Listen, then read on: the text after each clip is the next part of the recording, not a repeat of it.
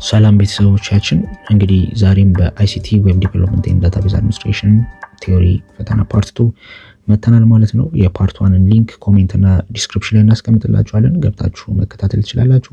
ከዛም ውጪ ደግሞ የዌብ ዲቨሎፕመንት ኤንድ ዳታቤዝ አድሚኒስትሬሽን ሌቭል 4 ፕራክቲካል ፈተና ምን ያካታል፣ በምን ዙሪያ በደንብ መዘጋጀት አለባችሁ የሚለውን ነገር ሰርተን ለቀናል። የሱንም ሊንክ ኮሜንት እና ዲስክሪፕሽን ላይ እናስቀምጥላችኋለን፣ ገብታችሁ ተከታተሉ።